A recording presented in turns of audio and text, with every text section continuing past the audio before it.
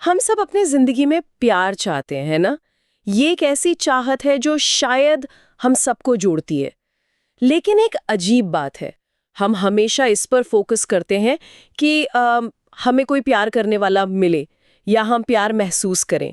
मतलब सारा ध्यान प्यार पाने पर होता है, जैसे कोई लॉटरी का टिकट हो जो बस लग जाए। हम मानकर चलते हैं कि प्यार तो बस हो जाता है।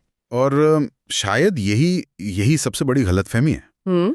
एरिच फ्रॉम अपनी किताब द आर्ट ऑफ लविंग में इसी सोच पर सवाल उठाते हैं। उनकी सीधी सी बात यह है, प्यार कोई जादू की छड़ी नहीं है जो घूमते ही हो जाए। ये कोई ऐसी भावना नहीं है जो मौसम की तरह आए और चली जाए। फ्रॉम कहते हैं प्यार एक कला है, एक आर्ट। ठीक वैसे ही जैसे गाना गाना या पेंटिंग करना या कोई साज बजाना। बिल्कुल। और किसी भी कला की तरह इसे भी सीखना पड़ता है, समझना पड़ता है और रोज इस पर मेहनत करनी पड़ती है। बिल्कुल। तो आज हमारी कोशिश यही रहेगी कि फ्रॉम के इन विचारों की गहराई में उतरा जाए, ये समझने के लिए कि प्यार करने की ये कला आखिर है क्या और क्या वाकई से सीखा जा सकता है। क्योंकि फ्रॉम के हिसाब से असली समस्या ये नहीं है कि हमें प्यार करने वाला नहीं मिल रहा। असली समस्या ये है कि हम में से ज्यादातर लोग प्यार करना जानते ही नहीं। चलिए इस दिलचस्प आइडिया को जरा खोल कर देखते हैं। तो पहली और शायद सबसे चौंकाने वाली बात जो इस किताब से सीखने को मिलती है, वो हमारे पूरे नजरिए को ही पलट देती है। ज्यादातर लोग जब प्यार के बारे में सोचते हैं तो उनका सवाल होता है, मुझे इस रिश्ते से क्या मिलेगा, क्या मुझे समझा जाएगा, क्या मेरी परवाह की जाएगी। मतलब सारा ध्यान लेने पर होता है। हाँ, और फ्रॉम इसी को प्यार की समझ का सबसे कच्चा मतलब इमैच्योर रूप कहते हैं। उनके मुताबिक सच्चा और मजबूत प्यार वो देने से शुरू होता है, लेने से नहीं। और यहाँ देना का मतलब अपना सामान किसी को दे देना या कोई कुर्बानी देना नहीं है। अच्छा, ये उससे कहीं ज्यादा गहरा है। फ्रॉम कहते हैं कि प्यार के इस देने वाले भाव के 4 जरूरी हिस्से हैं। पहला है देखभाल, केयर, यानी जिस इंसान से आप प्यार करते हैं उसकी जिंदगी और उसकी ग्रोथ की आपको सच में फिक्र हो। इसको थोड़ा और आसान शब्दों में समझते हैं। बिल्कुल। जैसे मान लीजिए कोई दोस्त एक मुश्किल दौर से गुजर रहा है। बहुत अच्छा उदाहरण है। तो देखभाल का मतलब है उसे फोन करके पूछना, भाई तू ठीक है। अब आता है दूसरा हिस्सा, जिम्मेदारी, रिस्पॉन्सिबिलिटी। ये कोई बोझ नहीं है, ये एक ऐसी जिम्मेदारी है जो आप बोझ समझकर नहीं बल्कि अपनी मर्जी से उठाते हैं। इसका मतलब है ये याद रखना कि उसे डॉक्टर के पास जाना है और उसे याद दिलाना, या अगर उसे मदद की जरूरत है तो आप उसके लिए मौजूद हैं। सही है। और तीसरा है सम्मान, रिस्पेक्ट। और ये बहुत जरूरी है। सम्मान का मतलब है ये मानना कि वो अपनी लड़ाई अपने तरीके से लड़ेगा और अपने फैसले खुद करेगा। आप उसे बदलने या ये बताने की कोशिश नहीं करेंगे कि तुम्हें ऐसा करना चाहिए। आप उसकी आजादी की इज्जत करते हैं। और चौथा, जो शायद सबसे मुश्किल है, वो है समझ, अंडरस्टैंडिंग। इसका मतलब है ये महसूस करना कि वो शायद उदासी से ज्यादा अकेलेपन से लड़ रहा है, उसकी कही बातों के पीछे की अनकही भावनाओं को समझना। वाह, जब आप इसे ऐसे समझाते हैं तो ये चारों, देखभाल, जिम्मेदारी, सम्मान और समझ, ये मिलकर प्यार को एक एक्शन बनाते हैं, सिर्फ एक फीलिंग नहीं। ये कुछ ऐसा है जो आप करते हैं, न कि सिर्फ महसूस करते हैं। बिल्कुल, यही तो बात है। ये प्यार को एक सक्रिय कला बनाता है। ये सिर्फ कुछ पाने की इच्छा नहीं रह जाती। लेकिन ये सब सुनने में तो बहुत अच्छा लगता है, देखभाल, सम्मान, जिम्मेदारी। पर असल में ये सब करना, अपनी इच्छाओं को पीछे रखकर दूसरे पर ध्यान देना, इसमें तो सच में बहुत हिम्मत चाहिए होगी। क्या फ्रॉम इसी बहादुरी की बात करते हैं? आपने बिल्कुल सही नस पकड़ी है। फ्रॉम कहते हैं कि प्यार करना कमजोरों का नहीं बल्कि बहादुरों का काम है। और ये कोई किताबी बात नहीं है। हिम्मत इसलिए चाहिए क्योंकि सच्चा प्यार करने के लिए सबसे पहले आपको अपने अहंकार, अपनी ईगो को तोड़ना पड़ता है। हमारी ईगो हमेशा खुद को सही और दूसरे को गलत साबित करने में लगी रहती है। वो चाहती है कि सब कुछ हमारे कंट्रोल में हो। कंट्रोल छोड़ना, ये तो वाकई डरावना हो सकता है, क्योंकि कंट्रोल हमें एक तरह से सेफ महसूस कराता है। हाँ, और प्यार आपसे वही सेफ्टी नेट छोड़ने को कहता है। प्यार में आप खुद को दूसरे के सामने खोलते हैं, अपनी कमजोरियां दिखाते हैं और इस बात का जोखिम उठाते हैं कि शायद आपको चोट पहुंचे। इसके अलावा दूसरे इंसान को एक आजाद व्यक्ति के तौर पर पूरी तरह से मानना, यह भी एक बहुत बड़ा साहसिक कदम है। ये मानना कि वो आपकी उम्मीदों के हिसाब से नहीं चलेंगे, उनकी अपनी जिंदगी और अपने फैसले होंगे, और इन सब के बावजूद उनके साथ खड़े रहना, इसमें बहुत हिम्मत लगती है। ये डरपोक लोगों का काम नहीं है। मैं आपकी बात समझ रही हूँ, लेकिन क्या कंट्रोल छोड़ने और लापरवाह होने में एक बहुत पतली सी लाइन नहीं है? मतलब एक रिश्ते में कुछ हद तक तो एक दूसरे की जिंदगी में शामिल होना ही पड़ता है। बहुत अच्छा सवाल है और यहाँ फर्क समझना जरूरी है। हम कंट्रोल करने की बात करें, परवाह करने की नहीं।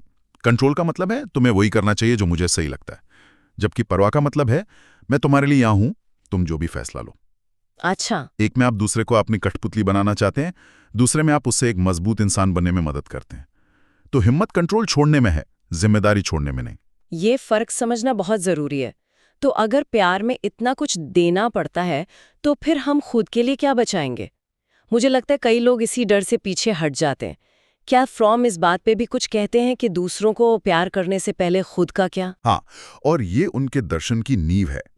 फ्रॉम की एक लाइन है जो बहुत दोहराई जाती है, जो खुद से प्यार नहीं करता वो किसी और से भी सच्चा प्यार नहीं कर सकता।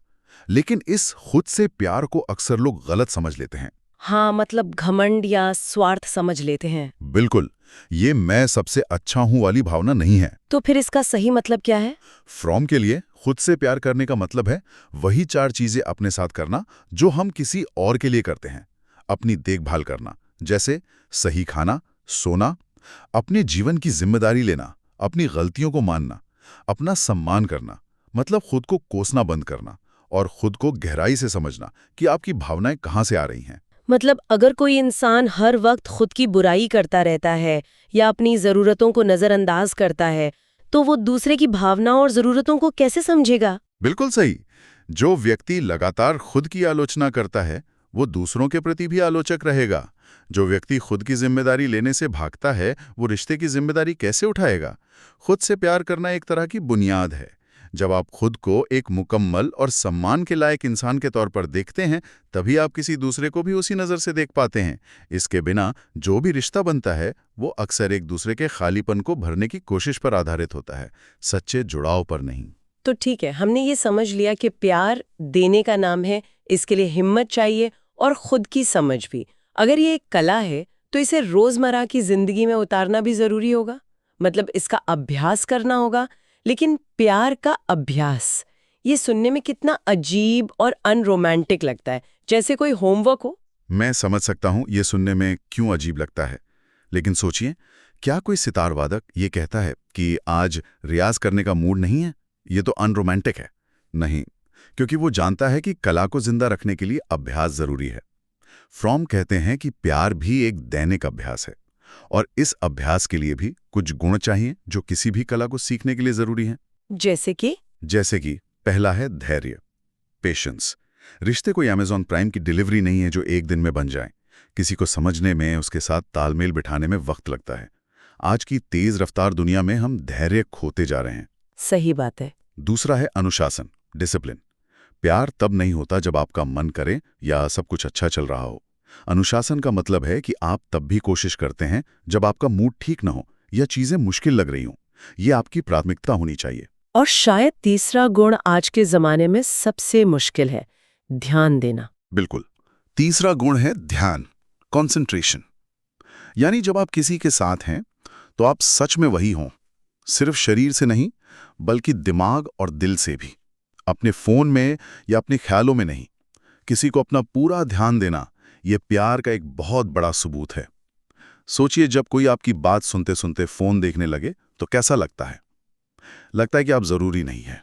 और आखिरी है सच्चाई, हॉनेस्टी। खास तौर पर खुद के प्रति ईमानदार होना, अपनी भावनाओं को, अपनी नीयत को साफ साफ देखना। बिना इन गुणों के प्यार की कला को कभी सीखा नहीं जा सकता। अगर हम इन सभी विचारों को आज के दौर से जोड़कर देखें तो एक बहुत साफ तस्वीर उभरती है। आज की डेटिंग दुनिया को ही देख लीजिए। हम बहुत जल्दी किसी से जुड़ते हैं, उतनी जल्दी बोर हो जाते हैं और फिर बहुत आसानी से रिश्ते छोड़ भी देते हैं। एक तरह की बेचैनी है। हम रिश्तों को ऐसे ट्रीट करते हैं जैसे वो नेटफ्लिक्स की कोई सीरीज हो, एक सीजन खत्म तो अगला शुरू। और इस समस्या की जड़ फ्रॉम के दर्शन में ही छिपी है। ऐसा इसलिए हो रहा है क्योंकि हम प्यार को एक स्किल या हुनर की तरह नहीं देख रहे। हम इसे एक फीलिंग यानी भावना की तरह देख रहे हैं। और भावनाएं तो वो आती जाती रहती हैं। जब तक अच्छा महसूस हो रहा है हम रिश्ते में हैं। जैसे ही मेहनत, धैर्य या अनुशासन की जरूरत पड़ती है, हमें लगता है कि शायद प्यार खत्म हो गया और हम आगे बढ़ जाते हैं। हाँ, हम प्यार का बना बनाया प्रोडक्ट चाहते हैं, उसे बनाने की प्रक्रिया में हिस्सा नहीं लेना चाहते। सही कहा। हम एक परफेक्ट पार्टनर चाहते हैं, लेकिन एक परफेक्ट पार्टनरशिप बनाने की कला सीखने में दिलचस्पी नहीं रखते। हम ये भूल जाते हैं कि किसी भी कीमती चीज की तरह प्यार में भी समय, ऊर्जा और सीखने की इच्छा लगती है। तो आज की इस पूरी चर्चा का सार यही है कि प्यार किसी को पा लेना या उस पर कब्जा कर लेना नहीं है। यह कोई वस्तु नहीं है जिसे हासिल कर लिया जाए और फिर अलमारी में सजा दिया जाए। बिल्कुल। प्यार की अंतिम और सबसे गहरी परिभाषा शायद यही है। ये खुद के बनाए छोटे से दायरे और अहंकार से बाहर निकलकर किसी और इंसान के साथ पूरी ईमानदारी और सच्चाई से जुड़ जाने की कला है। ये अपने आप को विस्तार देने जैसा है, जिसमें दूसरा व्यक्ति भी शामिल हो जाता है। और सबसे जरूरी बात, ये कोई पैदाइशी गुण नहीं है, ये एक सीखी जाने वाली कला है। कोई भी इसे सीख सकता है, अगर वो सच में सीखना चाहे। ये विचार सच में बहुत गहरा है और सोचने पर मजबूर करता है। और शायद इसी सोच के साथ हम आज की इस बातचीत को यहीं रोक सकते हैं, एक अंतिम सवाल के साथ, जिसे हमारे श्रोता अपने साथ ले जा सकते हैं। अगर प्यार सच में एक सीखी जाने वाली कला है, तो आज इस कला को सीखने के लिए पहला छोटा कदम क्या उठाया जा सकता है?